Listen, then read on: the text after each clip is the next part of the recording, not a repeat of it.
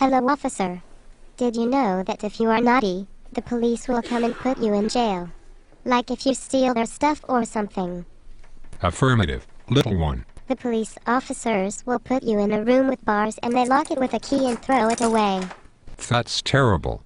Then you really need to make sure you don't do anything naughty. Otherwise, a police officer, like me, will come and handcuff you and take you away to jail. Oh yes. That is very scary. What do you think you do in jail? Nothing.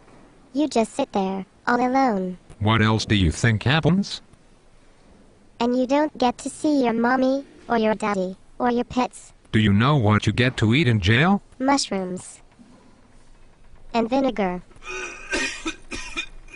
Oh my.